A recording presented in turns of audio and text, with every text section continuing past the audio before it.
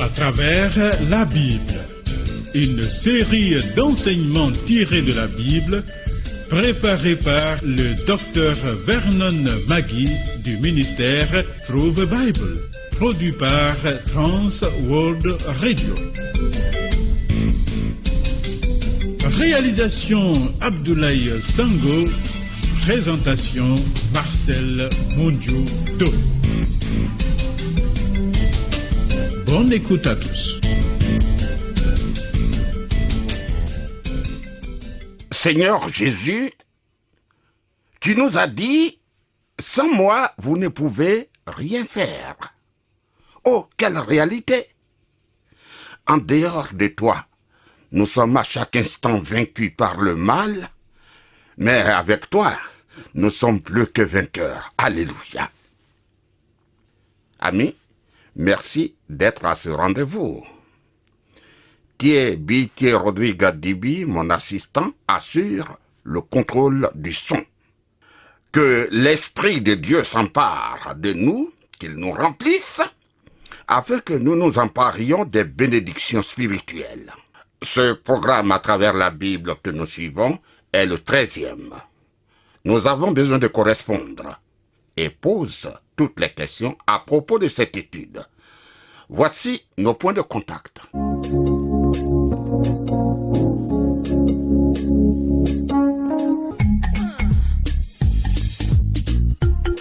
À travers la Bible. À travers la Bible sur TWR. Vos commentaires et vos réflexions nous intéressent. Écrivez-nous à l'adresse suivante. À travers la Bible, 03 BP 1214, Cotonou, République du Bénin. Téléphone plus 229 96 80 45 45 ou le 94 02 80 80. Email médiaévangélique-du-bénin@gmail.com, le tout en minuscule. Site web www.twr360.org. Il y a beaucoup de choses qui sont difficiles à comprendre et qui suscitent pas mal de questions. Dieu nous demande de chercher. Christ dit, par exemple, « Cherchez et vous trouverez ». Celui qui ne se dérange pas ne verra jamais rien. Seulement, la question est de savoir vers qui se tourner pour chercher. Quand nous pensons à l'origine de l'univers, il y a de quoi chercher, de quoi s'interroger. D'où venons-nous? Alors, revenons au premier verset de la Genèse. Genèse, le premier livre de la Bible, le livre des commencements. Et lisons Genèse chapitre 1, verset 1. Au commencement, Dieu créa les cieux et la terre. Amis, cette grande déclaration est la porte qu'il faut franchir pour entrer dans la Bible. Veux-tu reconnaître Dieu, ton Créateur? Il est clairement défini qu'en effet, celui qui veut s'approcher de Dieu, le Dieu de l'univers, doit croire qu'il existe. Crois-tu que Dieu existe? Tout part de là. Dans le verset que nous avons lu, il est dit « au commencement ». Au commencement. Nous sommes face à une période, à un moment situé dans le passé très, très lointain. Peut-être il y a des milliards et des milliards d'années dont personne, à part Dieu, ne connaît la date. Il est dit, Dieu créa. Dieu créa. Le mot créa ici est la traduction du mot hébreu bara. Bara qui signifie créer à partir de rien, du néant. Ce mot est employé seulement 3 fois dans le chapitre 1 de la Genèse. D'abord, Pour la création des cieux et de la terre, au verset 1, au commencement, Dieu créa les cieux et la terre. Ensuite, pour la création des êtres vivants, au verset 21, Dieu créa les grands poissons et tous les animaux, etc. Enfin, pour la création de l'homme, au verset 27, Dieu créa l'homme à son image, ainsi de suite. Tu vois, ce fait refute totalement l'idée que l'homme est le produit d'un processus évolutif à partir d'un animal inférieur. Par exemple, le singe. Comment pouvons-nous croire que nous, hommes, descendons du singe? La Bible dit, Dieu créa à partir de rien. Oh, ce n'est pas parce qu'il y a une certaine ressemblance qu'il y a évolution à partir d'un être inférieur ou supérieur. Non. Il est dit, Genèse chapitre 1, verset 1, Dieu créa les cieux et la terre. Dieu créa les cieux et la terre. Et Dieu a séparé la terre du reste de la création pour être le cadre de la vie humaine dans l'univers. Et vois-tu, dans tout l'univers, c'est la planète Terre qui est habitable pour l'homme. C'est ainsi que nous habitons la terre qui nous convient parfaitement. Je répète que Dieu a séparé la terre du reste de la création pour être le cadre de la vie de l'homme. Le récit de la création dans le livre de la Genèse a été le sujet de beaucoup de débats parmi nous les hommes. Comme nous le savons, dans certains pays même, il est défendu, strictement défendu, d'enseigner dans des écoles que le monde a été créé par Dieu. Mais ceux-là acceptent volontiers qu'on apprenne aux enfants la théorie de la cigogne et de la fourmi, ou bien l'évolutionnisme dans lequel l'on dit aux enfants que nos grands-pères sont les grands singes dont nous sommes des descendants. Tu vois, le problème des origines provoque des controverses et même des conflits. Oui, les gens avancent leurs illusions, ils avancent leurs hypothèses qu'ils appellent réalité, et ainsi, ils aveuglent les plus faibles d'esprit. Au fond, nous avons en face de nous deux positions, ou la création, ou la spéculation, la supposition. Et pour ne pas trop chercher, il y en a qui disent, acceptons ce que la science nous dit, c'est-à-dire la supposition qui est contraire à l'enseignement de la Bible, qui nous apprend avec assurance que tout part de Dieu, le créateur de l'univers. Mais écoute, au lieu de se perdre sans cesse dans ces illusions, amis, acceptons volontiers le récit de la création dans Genèse chapitre 1. Cela doit être accepté par la foi, c'est-à-dire en croyant le témoignage de Dieu, qui seul était présent à cet événement. Que nous dit le Nouveau Testament à ce sujet? Le Nouveau Testament dit ceci. Or, la foi est une ferme assurance des choses qu'on espère, une démonstration de celles qu'on ne voit pas. Hébreux, chapitre 11, verset 1. Et le Nouveau Testament ajoute, c'est par la foi que nous reconnaissons que le monde a été formé par la parole de Dieu, en sorte que ce qu'on voit n'a pas été fait de choses visibles. Hébreux chapitre 11, verset 3. Je désire vivement que nous nous rappelions de ce que l'apôtre Paul a déclaré dans le Nouveau Testament. Paul nous dit la raison pour laquelle Dieu nous a donné la Bible. Il dit « Toute écriture est inspirée de Dieu et utile pour enseigner, pour convaincre, pour corriger, pour instruire dans la justice, afin que l'homme de Dieu soit accompli et propre à toute bonne œuvre. » En un mot, quel est le but de la Bible? Quel est son but? Pourquoi Dieu nous a-t-il donné la Bible? Le but de la Bible est de nous instruire dans la justice et non pas de nous enseigner la géologie ou la biologie.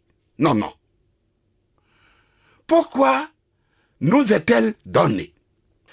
La Bible a été rédigée afin de traiter de la relation de Dieu avec l'homme et de montrer comment l'homme peut être réconcilié avec Dieu, son Créateur. La Bible, ce n'est pas un livre de science. Non. La Bible n'est pas un livre de science. Nous n'avons pas, nous hommes, à comparer ces déclarations à celles de la science. Le faire, c'est choisir de se mettre hors sujet et marcher dans l'erreur, dans la nuit noire. Je voudrais vraiment insister sur ce point capital qui est le but de la Bible. Retenons pour de bon que la Bible n'est pas un livre de science inspiré par Dieu dans le but de prouver à l'homme comment, point par point, il a tissé les éléments qui composent l'univers. Ce n'est pas le but de la Bible, non. Ce n'est pas pour nous définir les matériaux et comment il a forgé les terrains pour former le globe terrestre, ni détailler de quelle manière il a formé la vie animale, celle des herbes, des lianes et des arbres et de tout ce que nous pouvons voir, sentir ou qui nous est invisible. Non, non, non. C'est vraiment étonnant de voir des gens tenter de comparer la Bible à des données scientifiques. C'est une très grande erreur. Ah oui. De manière très brève, il nous fait mention de ces choses pour nous apprendre tout simplement que tout vient de lui, Dieu. Écoute, s'il fallait qu'il nous en parle, penses-tu que l'homme dans sa faiblesse arriverait à retenir quelque chose? Je suis sûr que Moïse, qui a écrit le livre de la Genèse, et les autres auteurs qui ont eu la révélation doivent s'étonner face à toutes ces discussions scientifiques soulevées par leurs écrits. Car ces textes, ces écrits, n'ont pas été donnés dans le but de faire un compte-rendu d'ordre scientifique. Non, non, non. Non, non. Ce n'est pas le but. Le but de la Bible est de nous instruire dans la justice, de nous dire quelle doit être notre relation avec Dieu, notre Créateur, et de nous réconcilier avec lui. Voilà, voilà. L'apôtre Paul, comme je l'ai déjà dit, conclut en déclarant ceci de la Bible. Toute écriture est inspirée de Dieu et utile pour enseigner, pour convaincre, pour corriger, pour instruire dans la justice, afin que l'homme de Dieu soit accompli et propre à toute bonne œuvre. C'est écrit en 2 Timothée, chapitre 3, versets 16 et 17. Au fond, quelle est la volonté de Dieu en nous donnant la Bible? Jetons un coup d'œil sur Genèse chapitre 1, verset 26. Il est écrit, puis Dieu dit, « Faisons l'homme à notre image, selon notre ressemblance. » Ainsi de suite. L'homme est créé à la ressemblance de Dieu pour être en communion avec son Créateur, à qui il doit de la reconnaissance, de l'adoration, de l'admiration et communiquer avec lui constamment. Constamment. Oui. Il nous a donné une terre enrichie qu'on ne finira jamais d'exploiter. L'homme ne cessera d'exploiter la terre jusqu'à l'infini. Tu vois, nos hommes de science reconnaissent que ce qu'ils ont découvert jusqu'à ce jour est de très loin plus petit que ce qui reste à explorer. Oh, il m'arrive des fois, quand je vois ces hommes tenter d'atteindre d'autres planètes pour des expériences, de me dire, croient-ils qu'ils ont découvert tout ce que Dieu nous a donné à découvrir sur cette terre qui nous est particulièrement dédiée? À tous égards, Dieu dit de chercher. L'homme doit chercher. Et cette recherche doit partir de notre relation avec lui. Connaissons-nous nos origines? Et connais-tu Dieu? Sais-tu que tu dois adorer Dieu, le craindre et être en relation avec lui? Voilà, c'est à partir de ces points que nous pouvons avancer. Connaissons-nous notre Créateur infiniment grand? Sommes-nous en relation avec lui? Cherchons-nous à l'adorer davantage, à la découverte de ses œuvres dans notre monde? Ou bien, nous embrouillons-nous par le grand nombre d'hypothèses, d'illusions que nous nous faisons face à ce que notre esprit ne saisit pas, ne comprend pas? Où en est l'humanité aujourd'hui? Croit-elle la Bible? Ami, je voudrais que tu te joignes à moi et que nous affirmons avec détermination la déclaration de la Bible qui dit, Genèse chapitre 1 verset 1, « Au commencement, Dieu créa les cieux et la terre. » Au commencement, Dieu créa les cieux et la terre. Je ne cesserai de répéter que le Seigneur n'a pas à nous détailler une description scientifique de la création. Si Dieu essayait de nous définir la création seulement de la terre, même, selon toi, quel humain le comprendrait et combien de personnes à l'époque de Moïse le comprendraient et même à notre époque? Combien d'hommes, de femmes le comprendraient? Il y a eu tellement de récits sur la création que ces récits créent une confusion totale, voulant couvrir la voie claire et limpide de Dieu. Heureusement que cette dernière demeure éternellement. Christ a dit, « Le ciel et la terre passeront, mais mes paroles ne passeront point. » Matthieu 24, verset 35.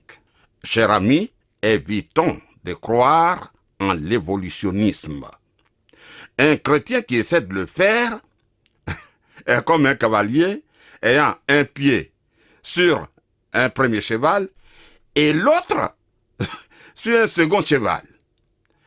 Tout se passe bien jusqu'au moment où l'un des chevaux s'éloigne de l'autre. Alors, le cavalier doit choisir entre les deux. Ajoutons que quand le chrétien qui croit à l'évolution dirigée par Dieu se voit obligé de choisir entre la science et la Bible, en général, il finit par choisir la science. Et il se perd. Quant à moi, je continue à croire ce qu'affirme le premier verset de la Bible. Au commencement, Dieu créa les cieux et la terre. Oui. Qui créa l'univers? Qui créa l'univers? C'est Dieu. C'est le Seigneur Dieu.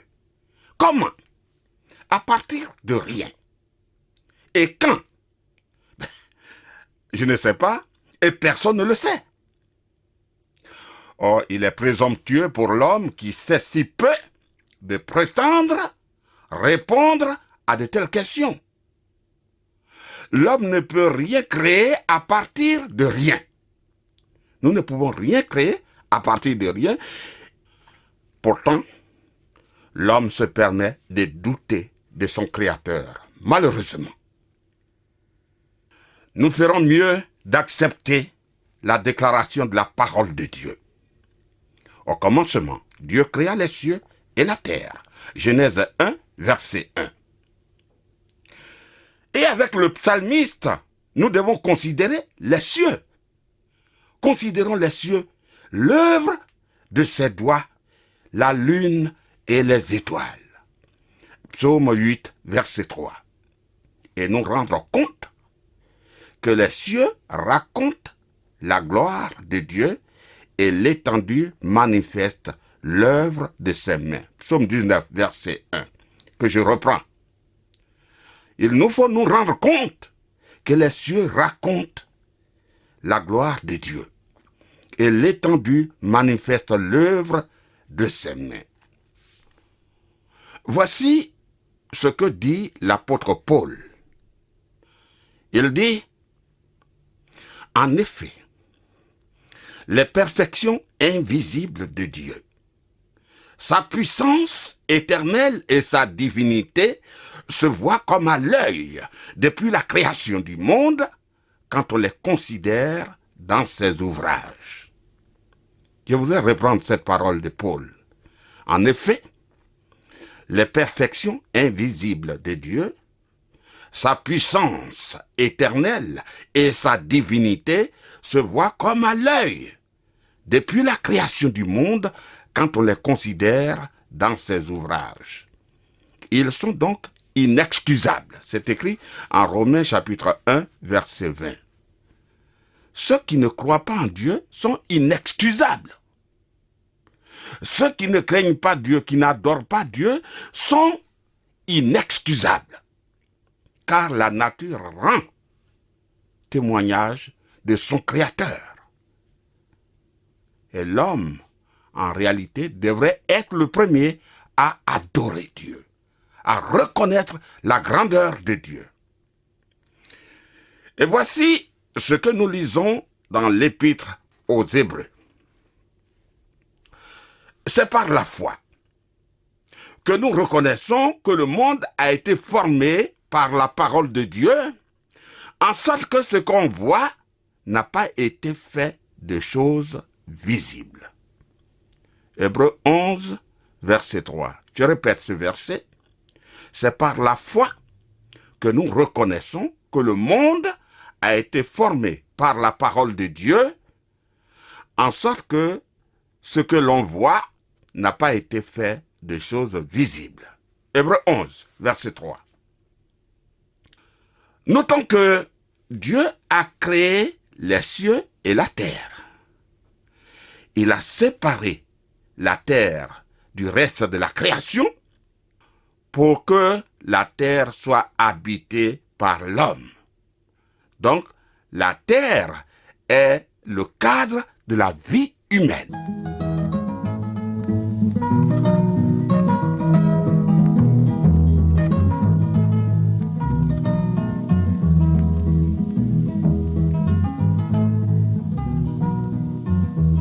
Vous suivez le programme à travers la Bible, un enseignement du Dr Vernon McGee du ministère Through the Bible, une production de Trans World Radio Afrique, présentée par Marcel Mondiou-Do.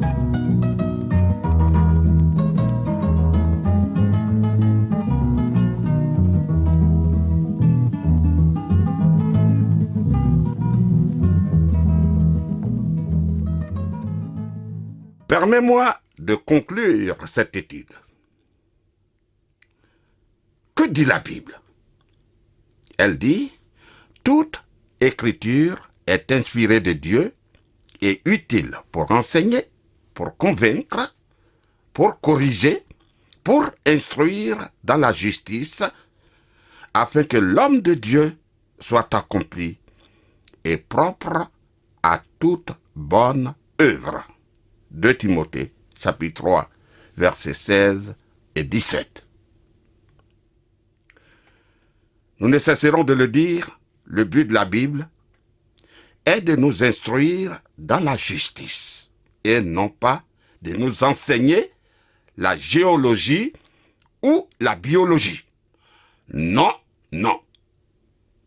La Bible a été rédigée afin de traiter de la relation de Dieu avec l'homme et de nous montrer comment l'homme peut être réconcilié avec Dieu, son Créateur. Voilà. Écoute, si Dieu avait fourni une description scientifique de la création, ami, dis-moi combien de personnes, à l'époque de Moïse, auraient pu le comprendre à cette époque-là. Et puis, combien de personnes, en notre temps, pourraient comprendre la définition de Dieu de la création? Rappelons-nous que la Bible a été rédigée non seulement à l'intention de personnes très instruites, mais aussi à l'intention des gens très simples de tous les temps et de tous les pays. Alors que le Seigneur te garde, et gardons le contact. Tu peux écrire ou appeler. Que Dieu te bénisse.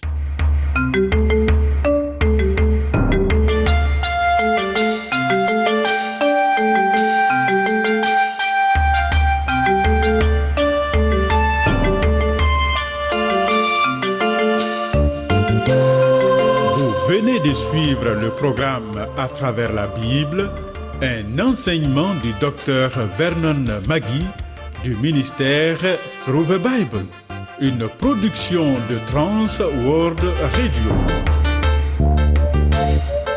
Pour tout contact, écrivez-nous à l'adresse suivante. À travers la Bible, une émission d'enseignement, d'affermissement dans la foi et de discipolat. Nos contacts 03 BP 1214 Cotonou, République du Bénin. Téléphone 229 94 02 80 80 ou 229 96 80 45 45. Que Dieu bénisse votre écoute.